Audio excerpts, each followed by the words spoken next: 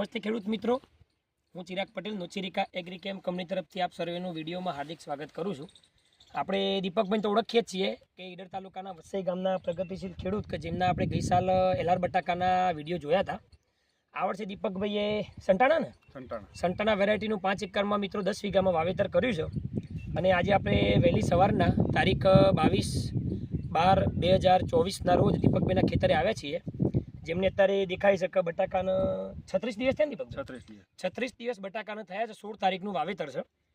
એમને પહેલી એપ્લિકેશનમાં પહેલા પાણીએ બેક્ટોલ કિટ અને વેદા એલએમ 2.5 લીટર આપ્યું ને આપણે પહેલી એપ્લિકેશનમાં. ડોઝ મિત્રો 5 લીટરનો છે. પહેલી એપ્લિકેશનમાં 2.5 લીટર આપ્યું, બીજી એપ્લિકેશનમાં કાલે ગયું 36મા દિવસે. તો મિત્રો અહીંયા આજુબાજુ 50 થી 60 એકરમાં વાવેતર થયેલું છે બટાકાનું, સંટાણાની અલગ અલગ વેરાયટીઓનું.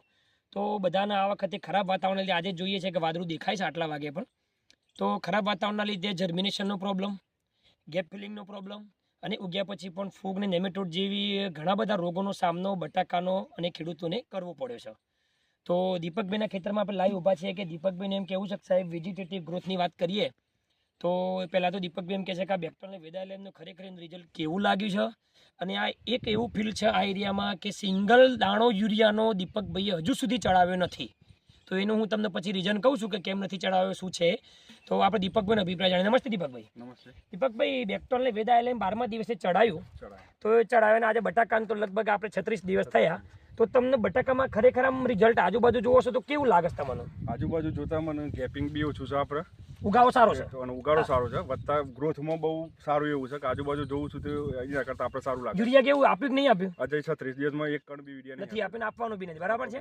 એની જગ્યાએ આપણે 24-24 ને એમોનિયમ સલ્ફેટ આપ્યું, બરાબર. તો બીજી વેદા એલએમની એપ્લિકેશન ડિલ્ટર પ્રમાણે કાલે ગઈ ને? હા, કાલે રજિસ્ટરે જોડી ગયું, બરાબર. તો મિત્રો આપ જોઈ શકો છો કે આ બટાકાના ટ્યુમર છે અને એના રૂટ તમે જુઓ, એનું જર્મિનેશન જુઓ તમે. તો 36 દિવસે પણ ટ્યુમરનું સેટિંગ ખૂબ સારું દેખાય છે અહીંયા, આપ જોઈ શકો છો. મિત્રો હવે એક બીજી વાત કરું કે યુરિયા ના આપવાનું કારણ, કેમ કે સૌથી વધારે ગુજરાતમાં વપરાતું ખાતર એકમાત્ર યુરિયા છે.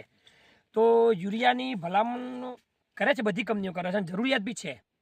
પણ જે ખેતરમાં નેમેટોડ આવતા હોય એ ખેતરમાં નોચિરિકા એગ્રીકેમ કંપની યુરિયાની ભલામણ એટલા માટે નથી કરતી કે નેમેટોડનો અને સ્ક્રેબ આ બે જે એકબીજાના પૂરક છે એમનો ખોરાક યુરિયા છે. કે જો યુરિયા આપીએ તો નહીં કહેતા કે એક મુઠ્ઠી યુરિયા તમે લઈ અને પાણીમાં આમ ડબોળો તો એકદમ ઠંડુ થઈ જાય. એમ લીચિંગની પ્રક્રિયામાં વધી જાય. લીચિંગની પ્રક્રિયા થાય ડિસિલિફિકેશન થવું, અને ડિસિલિફિકેશનની પ્રક્રિયાના કારણે જમીનની અંદરથી પોટેશિયમ સિલિકેટેડ લુપ્ત થઈ ગયેલું છે. તો મિત્રો આ કારણે અમે યુરિયાની ભલામણ નથી કરતા. છતાં પણ જો તમે આપવા માગો છો તો નેમેટોડ આવો એના 15 દિવસ યુરિયાને બ્રેકડાઉન કરો. યુરિયાના ઓપ્શન છે નાઇટ્રોજનમાં,